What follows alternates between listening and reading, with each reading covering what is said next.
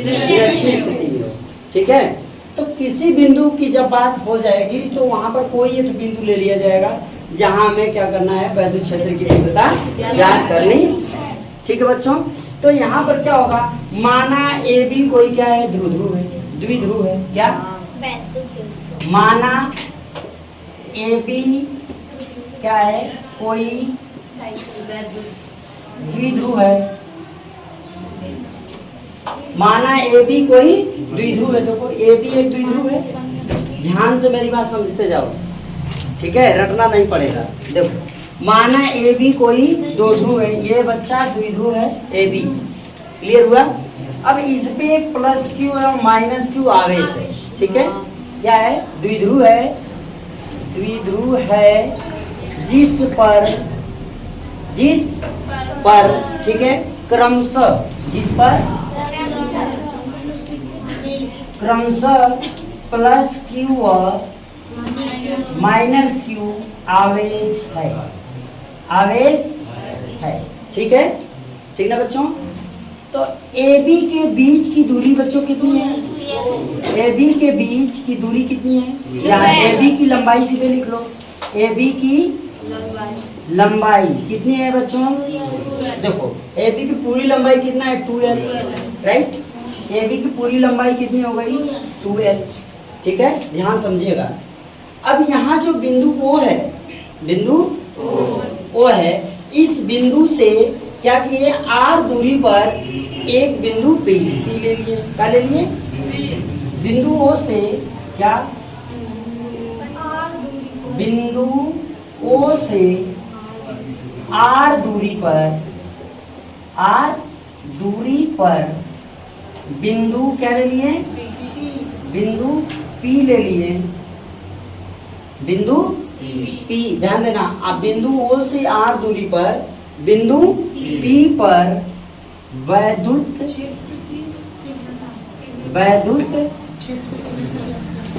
क्षेत्र की तीव्रता हो गया बच्चों, E मालूम करना है, राइट है। एकदम सावधानी समझिए, सारी चीजें आपको समझ में आ जाएगा। ध्यान दो, यह जो बच्चों दोनों E1 और E2 दिखाई दे रहा है, इसका एक सदिश वेक्टर क्या हो जाएगा, वेक्टर E हो जाएगा। क्योंकि हमें मालूम है कि जो द्विध्रुव होता है वो क्या होता है, सदिश होता है। द्विध्रुव क्या होता है बच्चों, सदिश। तो इस द्विध्रुव के कारण जो वैद्युत क्षेत्र की तीव्रता होगी वो भी बच्चों क्या होगी, सदिश होगा, राइट है। बात समझ में आया? अब ध्यान देना, यहाँ पर आपको दो घटक दिखाई दे रहे हैं। एक देखो ये है सीधे इसके क्षेत्र में, इसके अनुदिश यानी अच्छी स्थिति, क्या ए बी के अनुदिश क्या है, P cos थीटा। घटक इसका एक मिला P cos थीटा। तो सबसे पहले हमें जहां पर वैद्युत क्षेत्र की तीव्रता E निकालना है, उस पर फोकस करना है। ठीक है बच्चों, तो ये वेक्टर के रूप में है, तो आपको मालूम होगा वेक्टर E बराबर क्या हो जाएगा, vector E1 plus vector E2, right है। क्यों होगा, क्योंकि आपको मालूम है कि जब भी क्या करते हैं हम लोग, जब भी हम, ये क्या है, एक त्रिभुज बन रहा है, यहाँ पर यह एक त्रिभुज बन रहा है बच्चों। ठीक है, अगर इसकी दूरी हमें निकालना होगा, मतलब इसकी यहाँ से यहाँ तक की दूरी निकालना होगा, तो हमें क्या फार्मूला मिलेगा, ये कर्ण हो गया, ये क्या हो गया, कर्ण हो गया, ये इतना कर्ण हो गया बच्चों, और ये आपका आधार हो गया, जिसपे कोण बनता है वो क्या होता है, आधार होता है। आधार के सामने वाली भुजा को हम लंब करते हैं, समझ गए। तो बच्चों ये जो भुजा है ये लंब हो गया और ये आधार हो गया। कर्ण बराबर आपको मालूम है बच्चों क्या होता है, होता है। लेकिन जब इसे परिणाम के रूप में यानी वेक्टर के रूप में लिखेंगे तो E इक्वल टू हो जाएगा vector E1 plus vector E2 हो गया। परिणामी वेक्टर क्या मिलेगा इसको समझते हैं। क्या बच्चों, परिणामी वेक्टर, परिणामी वेक्टर एकदम ध्यान से समझते जाओ। परिणामी वेक्टर ये हो जाएगा वेक्टर E का स्क्वायर बराबर वेक्टर E1 का स्क्वायर प्लस वेक्टर E2 का, ठीक है। तो बच्चों अगर, हाँ हाँ बोलो बोलो, औसत, ठीक। अब ध्यान देना, अब इसका जो ई लिखेंगे वेक्टर ई बराबर क्या हो जाएगा, रूट से हो जाएगा। जब ये स्क्वायर हटाएंगे तो ये कड़ी में हो जाएगा, राइट है। समझे बच्चा, थोड़ा ध्यान देंगे तो आपको समझ में आएगा। हमने कहा परिणामी वेक्टर है बच्चा, इसको इस तरह लिख सकते हैं। जब हम ई बराबर लिखेंगे तो जब यहाँ से स्क्वायर हटेगा इस पे क्या लग जाएगा, रूट लग जाएगा। तो ये बच्चों क्या हो जाएगा, E1 का स्क्वायर प्लस E2 का वेक्टर रहेगा, ठीक है। E2 का क्या, इतनी बात समझ में आया, कोई दिक्कत है? मेरे बच्चों ध्यान से यहाँ समझिए, थोड़ा सा यहाँ फोकस बनाओ। अब देखो ये इसकी अनुदिश है, यानी कि उसकी दिशा में, माने अच्छी स्थिति हो गया। ये इसकी अनुदिश है ना, ये वाला वेक्टर ई क्या इसके अनुदिश है। तो वेक्टर ई का जो घटक होगा, यहाँ पर दो घटक मिलेंगे, समझिए दो घटक मिल रहा है, वेक्टर के दो घटक यहाँ मिल रहे हैं। एक घटक इसके अनुदिश है तो अच्छी स्थिति में हो गया, ठीक है। एक दो घटक है ना, दो घटक हैं। पहला क्या, अच्छी स्थिति, अच्छी बोले तो उसके अक्ष के अनुदिश तो क्या होगा, अच्छी। तो ये बताओ इसकी अनुदिश E1 है या E2 है? E1 है। तो अच्छी स्थिति में वेक्टर E1 बराबर क्या हो जाएगा बच्चों, बोलो। यहाँ देखो वेक्टर E1 बराबर क्या हो जाएगा, P cos थीटा, होगा कि नहीं होगा? ये मिल जाएगा हमको यहाँ पर एक घटक P cos थीटा,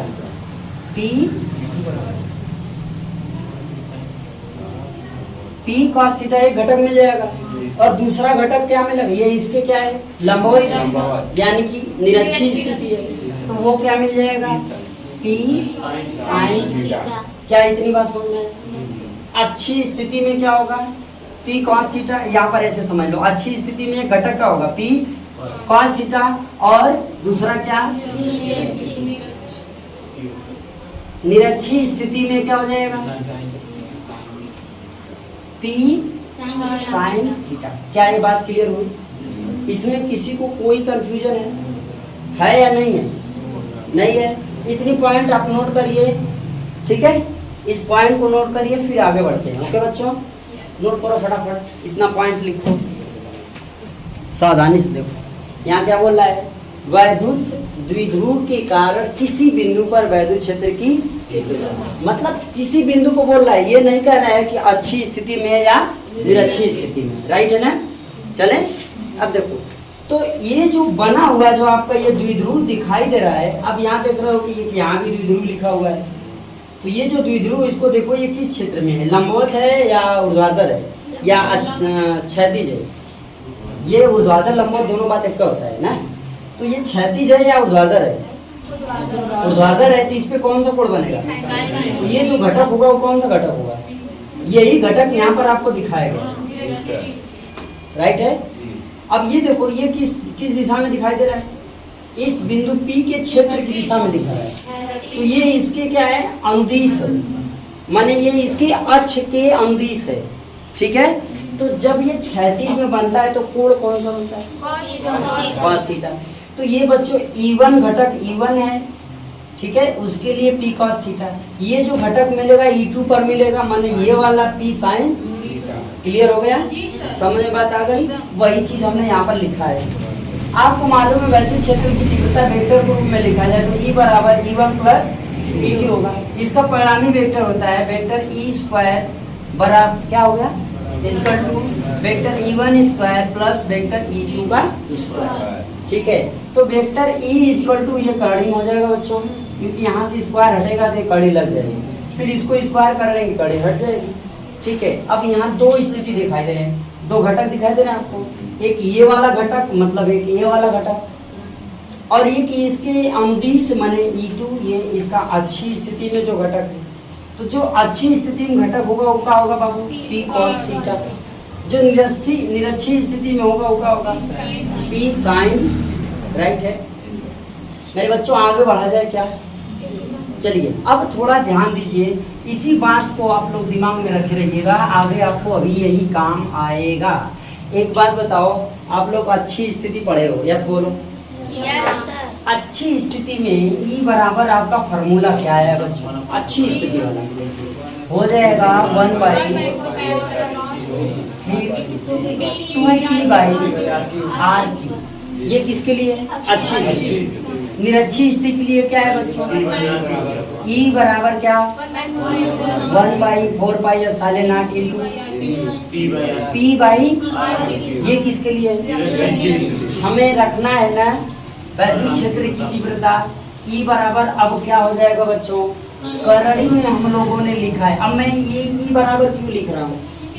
जब हम घटक रखते हैं तो वेक्टर हटा लेते हैं, समझ में आया? जब घटकों को उसके साथ रखा जाता है तो बच्चों वहां पर क्या करते हैं? वेक्टर को हटा दिया जाता है। क्लियर हो गई बात? चले आगे, अब ध्यान देना। तो बच्चा यहाँ पर E1 मतलब ये वाला अच्छी वाला रख सकते हो, ठीक है? तो क्या रखेंगे?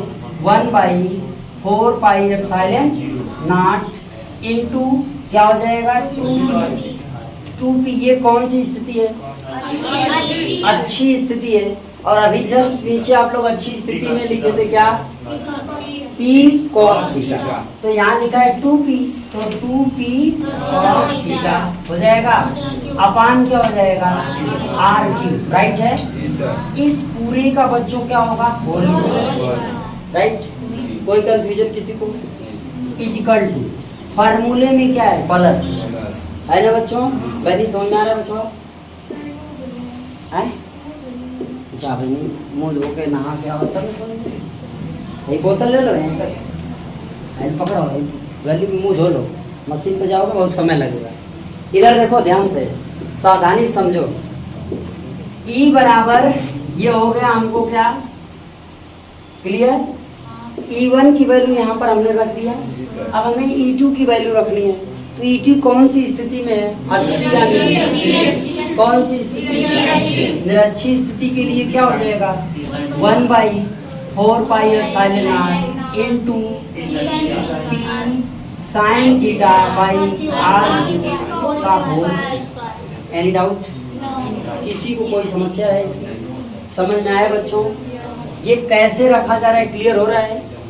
यहाँ पर आप लोग एक फार्मूला लिखे हो बचवा, वेक्टर ई बराबर रूट में वेक्टर E1 का स्क्वायर प्लस वेक्टर E2 का स्क्वायर। यही फार्मूला हम इसमें रख रहे हैं। इधर देखो बचवा, इधर समझोगे तो समझ में आएगा, ठीक है? यहाँ देखो, जो ये है वो क्या है? E1 का स्क्वायर। ये जो मान है वो किसका है? क्योंकि E बराबर इतना है और वो मालूम है कि जो E1 है मतलब ये E1 है, ये क्या है? अक्ष के अनुदिश है, मान ये अच्छी स्थिति में है और अच्छी स्थिति का फार्मूला ये है, इसलिए हमने यहाँ पर इसको रख लिया, राइट? समझो। फिर इसके बाद बच्चों, अच्छा ये E2 है। E2 देखो ये वाला है, ये घटक ध्यान दो इधर बचवा। E2 ये घटक है, इस घटक पे क्या हमने लिखा है? P sin theta. तो ये वाला क्या हो गया? P sin theta. नहीं, E2 की वैल्यू ये हो गई, राइट? चले क्या? चला जाए? चलो। तो अब बच्चों यहाँ पर लिखेंगे हम लोग क्या? E बराबर करड़ी में देखो ये सब चीजें हैं, ध्यान से बात समझना। करड़ी में ध्यान देना, इसका भी स्क्वायर हो रहा है, इसका भी स्क्वायर हो रहा है, सबका स्क्वायर हो रहा है कि नहीं? बोलो यस या नो? तो ये भी स्क्वायर है, ये भी स्क्वायर है। तो बच्चों इसको लिख सकते हो क्या? 1/4πε0 इंटू 1/r³ का होल स्क्वायर लिख सकते हो। बोलो यस या नो में जवाब दो। यहाँ लिखा है 1/4πε0 इंटू 1/r³। देखो r³ यहाँ भी है और r³ यहाँ भी है, कॉमन निकाल सकते हैं ना दोनों को। और ये भी स्क्वायर, ये भी स्क्वायर है, ये भी स्क्वायर है, ये भी स्क्वायर है, इसलिए हमने इन दोनों को बाहर निकाल लिया। समझ में आया पॉइंट? कोई कंफ्यूजन बचवा? हाँ, एक मिनट। ये 1/, है इसलिए हमने 1/, लिखा है, 1/, लिखा। अब समझ में आया कुछ? अभी तुम्हारा है बच्चों? कौन सा एक होता है? अभी इसीलिए समझा रहे हैं और इसीलिए बता रहे हैं, हम बार बार कर रहे हैं। फोकस यहाँ करो बच्चा, तो सारी बात समझ में आएगी। हमने क्या कहा? ये लिखा है ना, चलो देखो, इसको देख लो यहाँ पर थोड़ा सा। मैं इसी को लिख रहा हूँ 2p cos theta by r q. बात समझिएगा, मैंने इसको लिखा। इसी क्या तुम ये लिख सकते हो 1 by r q into 2p cos theta, लिख सकते हो कि नहीं? बोलो या श्यामों में जवाब दो। इसका गुणा करोगे तो क्या है, यही आएगा। इसीलिए मैंने यहाँ पर 1 बाई आर क्यू कॉमन कर लिया। क्लियर? बोलो, इधर देखो, समझ में आया? चले आगे बढ़ो। अब देखो बच्चा, यहाँ पर अब चलते हैं। ये वाला पोर्शन, ये वाला दोनों में है, इसलिए हमने कर लिया कॉमन। ठीक है, अब देखिएगा तो यहाँ कोष्टक में अब दूसरा वाला क्या बन जाएगा, इसको देखते हैं। ये बच गया और ये बच गया। क्या क्या बच गया? ये पोर्शन और ये पोर्शन बच गया। ओके बच्चा, तो यहाँ पर हम क्या लिख सकते हैं 2p cos स्क्वायर हो गया प्लस p साइन थीटा का, हाँ कि ना? लिख सकते हो इसको, ये बड़े कोष्टक में रख लो। रख सकते हैं बच्चों, कोई डाउट इसमें है किसी को भी? बोलो। कहाँ है? अच्छा ठीक है, इतना बात समझ में आ गया। इसमें किसी को कहीं भी किसी प्रकार की अब प्रॉब्लम है सर, उसे पिट करके अरे छोटा छोटा कुछ है, हमारे एक बड़का में रखे आवाज सुनी, इतनी छोट छोट बात तो लोग पिछवा कैसे डाल चले छी दादा पूछते हैं। तो और देखो, अब ये समझ में आ गया।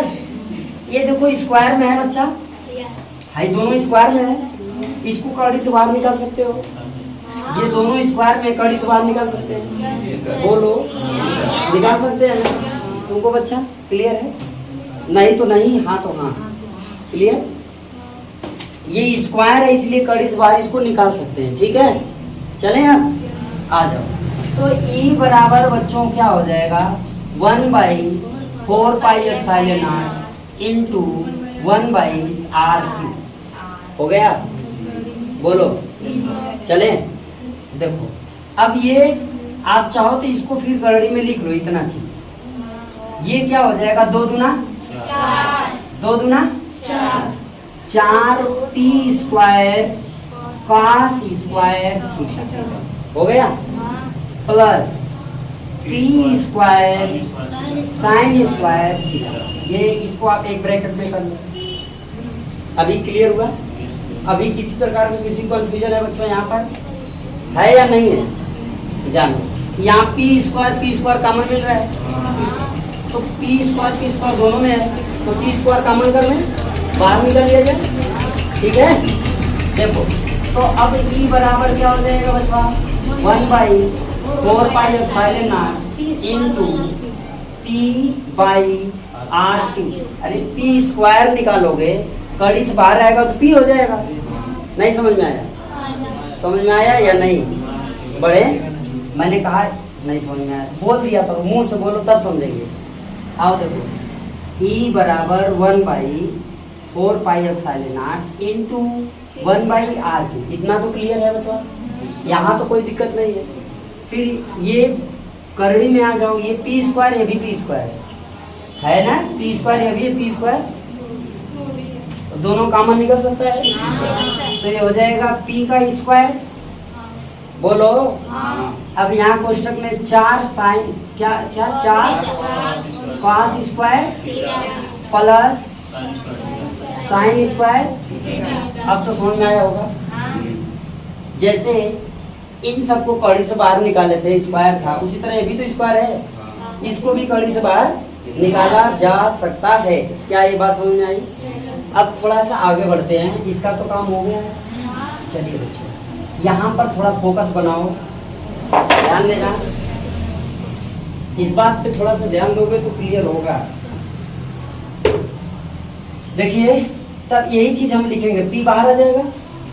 तो बच्चों अब ये क्या होगा, E equal to 1 by 4 pi epsilon not into क्या p by r q, bracket में ये हो जाएगा 4 cos square theta plus sine square theta.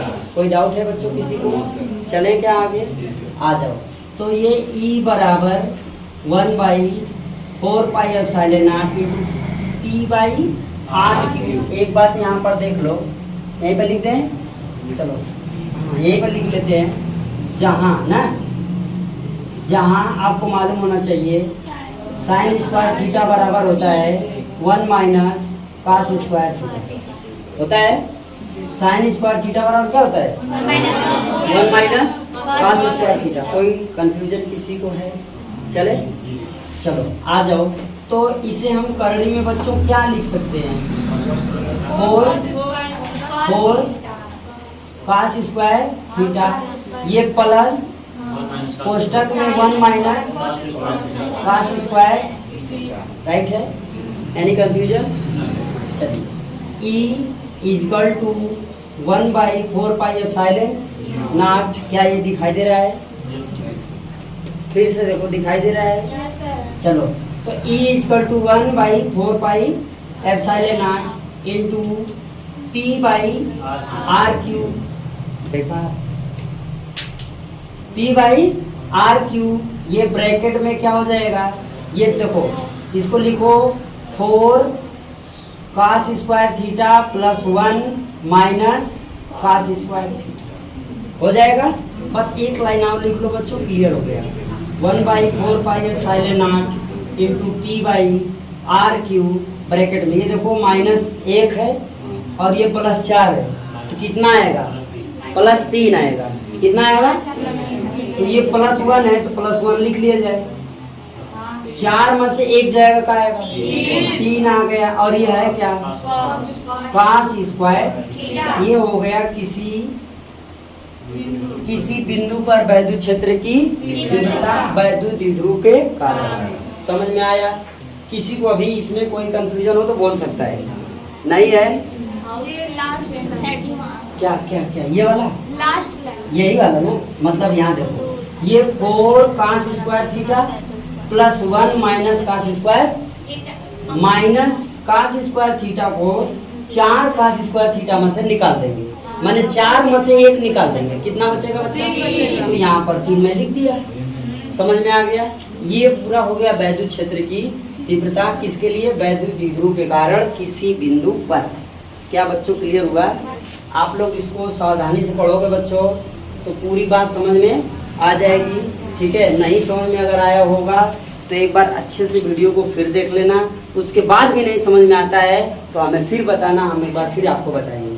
ठीक है? पढ़ने का मतलब होता है समझ। तो आप लोग फार्मूला एक दिन पढ़ाए थे हम आपको, लाल बटे का, याद आया? का लाल बटे कक्का, याद आ रहा है कुछ? तो ये ध्यान देना, ये लाल बटे कक्का का है, ये tan है, ये cos है और ये तो ये tan थीटा बराबर का लंब बटे आधार। तो इसमें लंब कौन है? ये है। और आधार कौन है? ये है। आई बात समझ में? सावधानी समझिएगा। बिंदु OP के परिणामी पर E की तीव्रता, E की तीव्रता, ठीक है? तो ऐसी हालत में हमें यहाँ पर मिल कर आए लंब बटे आधार। ये कोण कौन सा बनेगा बच्चा? tan phi. क्या बनेगा? tan phi. यहाँ पर कोण बन रहा है ना, तो tan फाई बराबर बच्चों लंब बटे, लंब पे कौन है? E2, लंब पे कौन है? और आधार पे कौन है? E1। आया समझ में? और दोनों के लिए आपको एक फार्मूला मिला है, अभी आप लोग लगाए और निकाल के बताए हो। E बराबर 1/4πε0 इंटू क्या? एक E2 का जो निकाले हो वो क्या निकाले हो? P बटे कि P साइन बटे? P साइन थीटा बटे क्या निकाले हो? R3। ठीक? और यहाँ पर ये किसके लिए है? E2 के लिए। E1 के लिए बच्चों क्या निकाले हो? 1/4πε0 इंटू क्या निकाले हो? 2p cos थीटा बटे, लिखे हो कि नहीं? ये E2 का मान और ये तो मनवा रख दिया जाए यहाँ पर। तो बच्चों tan theta tan phi equal to E2 की वैल्यू ये है, तो हो जाएगा 1/4 पाई इंटू क्या, पी साइन थीटा बटे आर क्यूब पूरे के बटे में 1/4 पाई इंटू क्या 2p cos थीटा बटे आर। हो गया, कितना बात समझ में आया, ध्यान देना। तो tan फाई इक्वल टू बच्चों ये ऊपर चला जाएगा, इधर देखो यहाँ पर जो है समझना ध्यान से, ये जो लिखा हुआ है इसको लिख सकते हैं 1 इंटू क्या p साइन थीटा बटे आर क्यू। हो गया। देखो ये किस रूप में, भाग के रूप में। जब इसे गुणे में बदलते हैं बच्चों तो नीचे का सारा पोर्शन ऊपर चला जाता है और ऊपर का सब, ये जो नीचे लिखा हुआ है कहाँ चला जाएगा, ऊपर, और ये जो ऊपर है वो कहाँ चला जाएगा। तो ये बच्चों होगा क्या 4πε0 इंटू आर क्यू बटे में क्या 2p हो जाएगा बच्चों, ये हो जाएगा 2p cos थीटा। समझ में आया क्या। ये देखो ये इससे कट गया, आर क्यू से आर क्यू कट गया, तो tan फाई बराबर बच्चों बचा क्या p साइन थीटा बटे 2p cos थीटा। ऐसे या नो, तो p से p क्या हो गया, तो tan फाई इजकल टू 1 बटे क्या 2 tan थीटा। बोलो यस या नो। ये बात समझ में आ गई कि नहीं आ गई, कोई कंफ्यूजन किसी को, ये दिखाई दे रहा है देख के बता, ठीक है। कोई डाउट है यहाँ तक, कोई समस्या किसी को। एक बार फिर से सावधानी से सुन लो, एक बार सावधानी से सुनिए। इधर देखो बच्चा, इधर लिखा है ना कि कारण वैद्युत क्षेत्र की, ये तो आपने ज्ञात कर लिया। अब यहाँ जो घटक हमको मिल रहा है, यहाँ पर जो हमको घटक मिल रहा है वैद्युत क्षेत्र की तीव्रता, ये किसके कारण मिल रहा है, फाई के कारण। आपने लिखा यदि पीओ के परिणामी वेक्टर आर की तीव्रता ई हो, ठीक है, तो वेक्टर ई बराबर हमको क्या मिल जाएगा, यहाँ से देखेंगे तो हमें फाई पे निकालना है ना। यहाँ पर कोण कौन सा बन रहा है, फाई, तो tan फाई इक्वल टू क्या हो जाएगा E2 बटे तो E2 बटे, तो tan थीटा बराबर फार्मूला क्या होता है, लंब बटे आधा। तो E2 की वैल्यू यहाँ ये है, हमने यहाँ पर रख लिया बच्चा, ये E2 की वैल्यू हो गई पूरा। देखो E2 बराबर ये है ना, इसी चीज को हमने यहाँ पर रख लिया कि नहीं रख लिया, ठीक है। अब देखना E1 बराबर ये है, तो E1 की जगह हमने क्या कर लिया, इसको रख लिया, ठीक है बच्चा। समझ में आ रहा है नहीं, इधर से बच्चों तुम लोग समझ में आ रहा, चले आगे। अब देखो वही मान हमने यहाँ पर रख लिया, जब ये यहाँ भाग में है ना, भाग को जब गुणे में बदलते हैं तो बच्चों नीचे का ऊपर चला जाता है और ऊपर का, एकदम आराम से समझो। तो tan फाई है ना, ये सॉरी ये tan फाई है, तो tan फाई बराबर ध्यान देना 4πε0 इंटू आर क्यू, ये दोनों आपस में क्या होंगे, कट जाएंगे। बचेगा p साइन थीटा बटे 2p cos, तो p से p भी कट गया, बचा क्या 1/2। और आप लोगों को मालूम है tan थीटा बराबर साइन थीटा बटे cos थीटा होता है, वही चीज हमने रख लिया, ठीक है। अभी किसी को कोई डाउट है बच्चों, अब इस पॉइंट को आप लोग